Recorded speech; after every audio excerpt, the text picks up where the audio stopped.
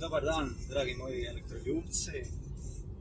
Evo, danas je malo sunčan dan u Trondheimu i odlučio sam napraviti jedan džir po gradu da vidimo koliko ima električnih auta na ulicama. To jest koliki je udio električnih auta u odnosu na aute sa fosilnim motorom. Kao što ste vidjeli, odnosno mogli ste pročitati već dosta o tome kako u Norveškoj je prodaja električnih automobila prestigla u stvari prodaju fosilnih automobila. Dakle, udio više od 50% trenutno svih novokupljenih automobila su električni automobili. Tako da je dosta zanimljivo da vidjeti kako je stanje na cestama.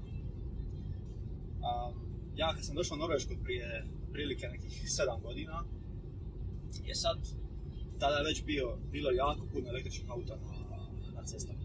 I to me dosta fasciniralo. Živio sam po drugim europskim državama i nikad nisam toliko vidio električnih automobila. Ne znam uopće koliko sam i vidio električnih automobila u stvari. Kad sam došao u Norvešku, to je bilo skroz nešto drugo. I to me dosta fasciniralo i da sam odlučio i sam na kraju kupiti električne automobile. Sam vidio koje prednosti električni automobili imaju u odnosu na automobile, standardne automobile sa motorom s unutrašnjim sagorijevanjem. I tako, možemo sad lagano, vozimo se na ovoj E6 cesti i sad ćemo malo skrenuti do grada i onda možete vidjeti sami, mene još uvijek iznova fascinira kako to sve izgleda u Norveškoj, pa tako želim to podijeliti možda s vama, da vidite kako će u Hrvatskoj to možda izgledati za jedno 5-6 godina. Ako se nastavi, odnosno s provedbom ovih planova, odnosno s provedbom plana koji bi omogućio povoljniju kupnju električnih automobila, to jest davale bi se pogodnosti za one ljude koji žele kupiti električne automobile, jel? Tako, ok, evo možemo se prebaciti sad malo na crno. A malo ovako dati jednu pozadinu priče električnih automobila u Norveškoj. Pozadina je vrlo jednostavna, vidimo imamo jedan Leafa upravo. Je li je prošao? Ne, nije znao sam se. Ništa. Pozadina električnih automobila u Norveškoj je ta da Norvežani već dugo godina, dakle duže nego što sam ja već ovdje u Norveškoj, to je znači više duže od 7 godina, imaju posebne pogodnosti pri kupnji električnih automobila za same vlasnike. Te pogodnosti se prvenstveno odnose na to da prilikom kupovine električnog automobila, jedan Polestar sa desne strane, tu ga prolazimo, prilikom kupovine električnog automobila ne plaćate PDV na vozilo. Jednostavno ne plaćate ti 25% PDV-a koliko iznosi trenutno u Norveškoj. Mislim da je tako do 25%, nisam sam siguran točno. Dakle, automatski u startu vam je cijena automobila 25% jeftinija. Što je dovelo do toga da su električni automobili u stvari u cjenovnom rangu sa automobilima sa motorom s unutrašnjim sagorijevanjem, to jest fosilicima. Evo sad ćemo jedan Model 3 na šlepi, evo jedan Leaf ispred nas tu, jedan još Model 3 dole nosi nekakve letve na krovu. E-tron je bio sad prošao tu, romobili su na cestama isto. Dole imamo Polestar još jedan Kia e-Soul, jedan Ioniq, jedan Leaf, jedan Model S dole ispred nas, ne možete ga sad vidjeti. Dakle, vidite ima dosta električnih automobila. Dakle, to je jedna glavna prednost. Druge prednosti su se odnosile u prošlosti, a postupno se počele ukidati, a to je da recimo u Norveškoj kad autom putujete kroz gradove i odnosno na određenim dionicama morate plaćati cestarinu na određene dijelove gdje prolazite. Plus morate plaćati jednu godišnju cestarinu, što su stvari što se izdvaja za obnovu cesta i tako dalje. Dakle, posjedovanje električnog automobila sve do prije mjesec dana niste morali plaćati tu godišnju cestarinu koja je iznosila oko nekih 4000 kruna ako se ne varam, i to vam je automatski bilo uračunato i osiguranje automobila. tako da je tada automatski sad trenutno morate plaćati 50% te vrijednosti. Ali evo recimo ovdje u Trondheimu imate još te lokalne cestarine koje se plaćaju kad prolazite kroz određene dijelove grada i električni automobili su izuzeti od toga. Tako da je to jedna dosta veća prednost koju imate odnosno na fosilne automobile. Zatim, prije mislim da je to isto sad trenutno se počelo ukidati ili je ukinuto u većini gradova, je to da su električni automobili imali, odnosno moguće je bilo parkirati na ovim javnim parkingima besplatno. Mislim da je to sad većinom ukinuto, zbog većeg broja električnih automobila naravno na cestama i nemoguće je to sve popratiti. Odnosno, da. Evo vidite ovdje sa desne strane je Tesla Service Centar. Jako puno Tesli ovdje vidite sad sa strane. Ljubomorni će reći da su svi pokvareni, ali nisu. Evo dole s donje strane imamo još Polestar, Leaf, BMW i3 i tako dalje. Dosta električnih automobila kao što vidite. Evo dole nam dolazi još jedan Model 3 u susret sa druge strane semafora.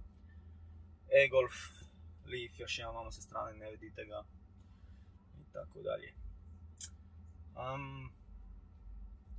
Šta još reći u vezi električnih automobila u Norveškoj? Da, postupno se sve ti ustupci što su električni automobili imali, postupno se ukidaju, jer Norveška, kao što sam već rekao, već dosta dugo ima te izuzetke za električne automobile. Tako da, pošto je se počela povećavati količina električnih automobila, više vjerojatno nije ni isplativo za grad i za državu davati tolike izuzetke, vjerojatno. Još jedna od prednosti što možete koristiti u Trondheimu i u nekim ostalim gradovima, još par i Golfa, evo Mach I tu sa strane, možda budemo vidjeli Taycana. Prednosti koje još možete koristiti su to da se možete voziti u traci za autobuse, evo jedna Kona, jedan Leaf, još, što vam omogućuje jako brzo prolaženje kroz grad u najvećim gužvama. Recimo u Oslu je to ukinuto zbog prevelikog broja električnih automobila i sami električni automobili su počeli stvarati gužve, tako da su autobusi onda kasnili, tako da se to onda moralo ukinuti. Da. Pričamo još jedan par krugova ovdje da vidite kako to još izgleda. Još nije prevelika gužva, možda smo malo i uranili. Ili kao što sam rekao, možda su Norvežani, pošto smo dobili nekoliko sunčanih dana i sad pogotovo za vikend, pa onda su se odlučili ne shoppingirati ove subote, da su obavili već shopping u petak poslije podne. Jer većina dućana ne radi nedjeljom ovdje u Norveškoj. Mislim, većina rade, imate dućane koji rade nedjeljom, ali oni su smanjeni površinom. Dakle, imaju određenu površinu koju ti dućani moraju imati, tako da veliki dućani koji inače rade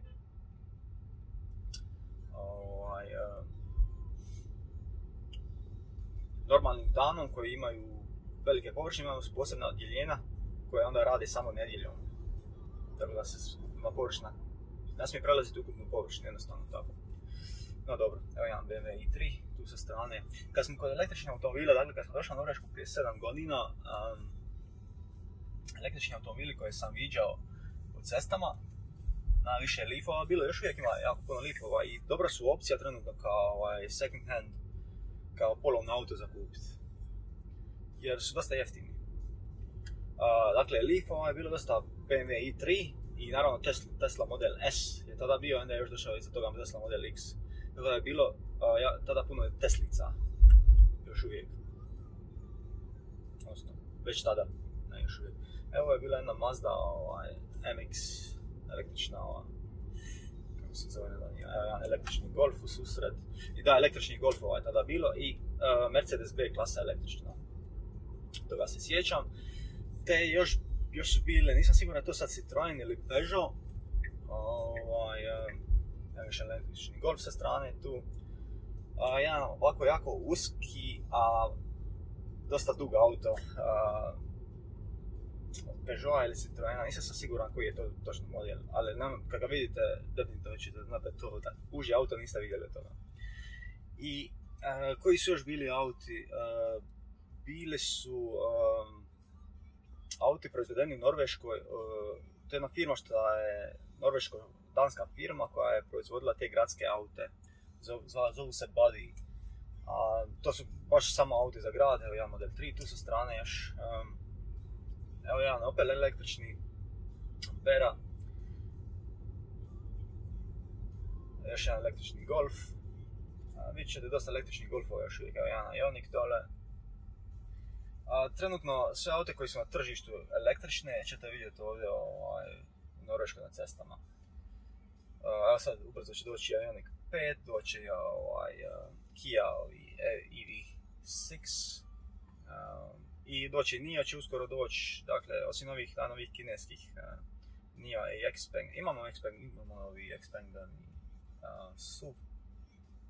Doći sad i oni sedmica. Tako da Norveška je dosta plodno tržište za električne automobile. Da. Evo jedan Leaf dole ispred, evo jedan ID3. Danas ih nismo puno vidjeli na cestama, ali ima ih inače dosta. Da, ovo je sad pogodnost da vozimo se u autobusnoj traci s električnim automobilom, naravno sad nije gužva, pa nije toliko ni bitno. Evo jedan Model 3 i ovo je hibrid, sa njega.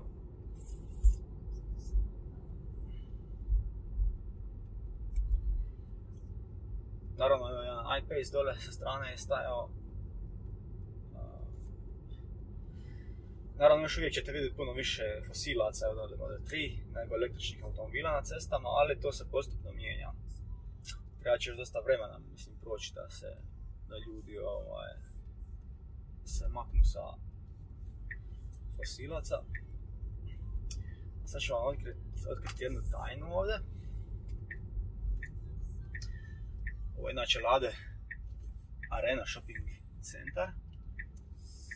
I ovdje imate besplatno punjenje, što više nije često slučaj u Norveškoj. Ovdje sa strane imamo jedan Up električni, jedan Kia e-Soul, još jedan Kia e-Soul, dosta ćete vidjeti e-Soulova. Također dosta su povoljni za kupiti. E-Tronova ćete jako puno vidjeti isto. Model 3, evo Model X je ovdje bio jedan sa strane isto. Evo ovdje dole. Punjenje je besplatno ovdje i dobijete čak 11 kW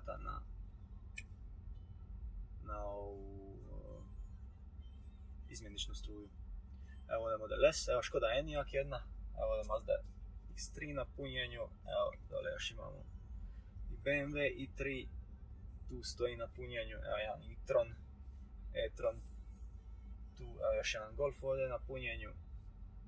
Naprijed ćemo ovdje malo Jeep u parkingu još. Fosil, električni Golf, električni Peugeot, ovo je 2008, evo još jedan Ioniq, evo još jedan e-Up ovdje parkiran. Ovo nisu napunjavači, ovo su samo na parkingu, ovdje normalno.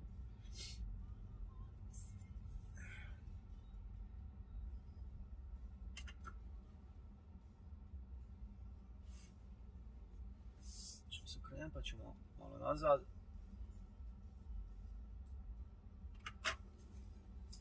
Ćemo na cestu i do drugog shopping centra ćemo malo.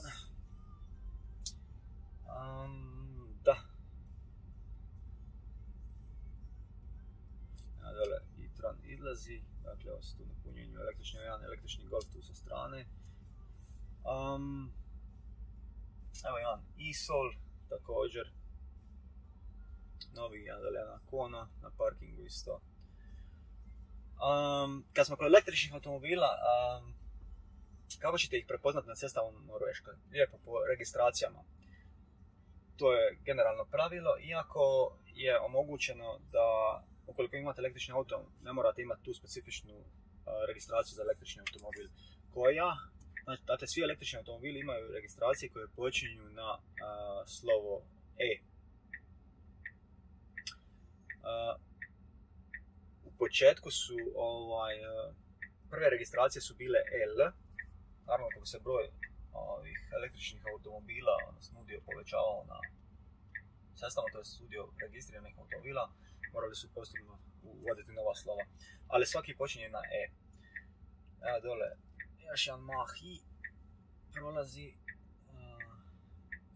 Dakle, EL su bile prve registracijske oznake, što znači electric, odnosno električno. Imamo jednog električnog Golfa ispred nas, još prolazi. Još je tu uvijek dosta električnih Golfa. Dobro, nakon EL je došlo K kao elektrisk, što na norveški isto znači elektrik, odnosno električni. Nakon toga, ako se ne varam, čekaj da malo razmislim, EL, EK, pa je onda... Koji smo još imali ono? Moje EB kao elektrijski bil, to bi značilo električni auto sprevedeno na norveški. Onda imamo ECN kao electric.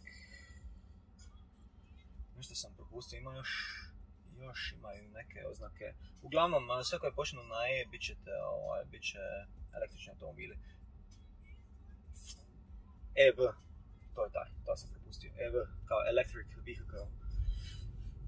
Da, to bi to znači, sad je bio ovaj Golf sa EV registrarskom oznakom. Evo ovdje jedan, ovo je obični Golfić.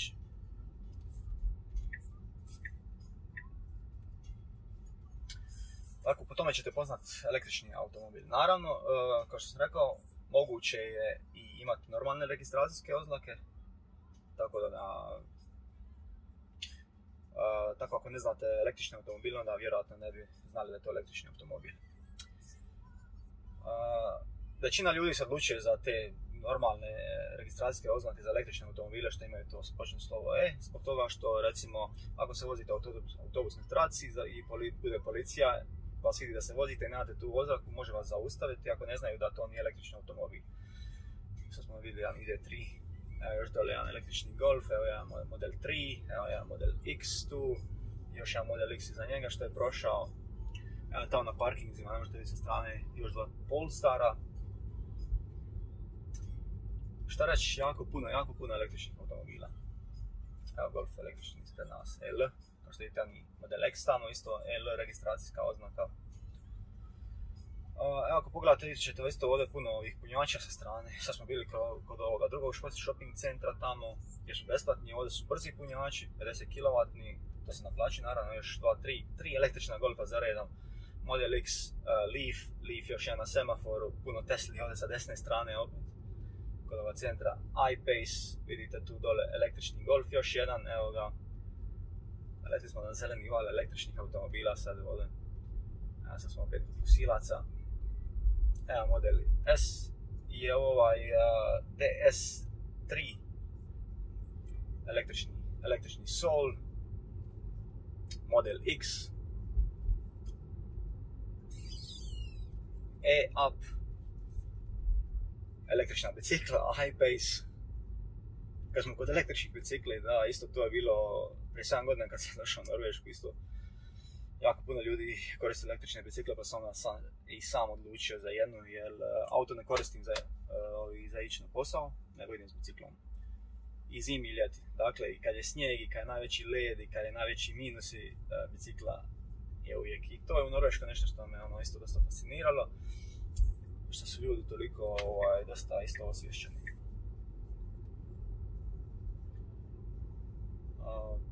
Već mogu napraviti jedan video u stvari na elektromobilnost na biciklama. Kako to funkcionira u stvari u Norveškoj. I kakvu konfiguraciju na svojim biciklima. Jer sam ja nisam kupio električnu biciklu, sam kupio običnu biciklu i pretvorio sam je u električnu biciklu. To je isto dosta zanimljivo. Kako se sve može napraviti, kakvih sve sistema ima na tržištu. I da se ne hvalim, trenutno imam 7000 km na električnom biciklu, na modelu 3 imam samo 3000. Tako da onda možete onda doći do zaključka šta više koristim. Naravno, bicikl ima dosta duže nego model 3. Ok, evo sad ćemo još ćemo malo, idemo do ovoga drugoga shopping centra, idem na šišanje, ali ćemo ući u garažu, tako da vidimo u garaži isto električne automobile, koliko ih ima, je li ih ima uopće. Evo model 3, ja sa strane, ne znam da ga vidite na kameri, evo još jedna Mazda MX-3 i Kao se zove ova električna Mazda. I bio jedan Leaf, Golf je tu ispred nas. I idemo. Ovdje ući. Naravno, kod svih shopping centara ćete vidjeti ove punjače za električne automobile, bez iznimki. Većinom su to istosmjerna struja DC, 50 kW punjači, ali neka možete naletiti na ove besplatne izmjenične gdje imate, kao što smo, evo dva električna Golfama sa strane, nije loše. Napričamo sa Gearsom da vidite. Ovo su od Mera, odnosno Green Contact bivši, 50 kW punjači. Tu i vidimo ovdje imamo električnu B klasu, e-tron i Kona su trenutno pune. I ovo se naravno se naplaćuju. Nema više besplatnog punjenja u Norveškoj toliko puno. Tako da je onaj 11 kW punjač, odnosno 12 kW, nekad zna i povući 12 kW, što je izmjenična struja, što uopće nije loše, odlično dođe. Jer ja većinom punim na njemu, u stvari ne punim više kod kuće, skoro nikako. Jer dođem ovdje, kad odem tamo u kupovinu, obavim shopping, da to sve napravimo, auto ostane sat vremena, sat i pol možda na punjaču i napunim se već sa 50% na, ovdje mi već gore napuno. Evo ovdje jedan e-sol sa strane, još jedan e-sol sa strane, evo još jedan e-sol sa strane tu. E-solovi su dosta praktični, imaju dosta mjesta. Evo ovdje je model 3 sa strane, tu stoji. I mi ćemo se ovdje parkirati i ja ću na šišanje. A vi ćete dalje svojim poslom, jer će ovo biti kraj videa. Evo još ovdje jedan Leaf, e-Golf, nađemo mjesto nekako. I parkirat ćemo se kraj ovdje rođaka, crnoga. Evo jedan e-Golf isto, rođak crni.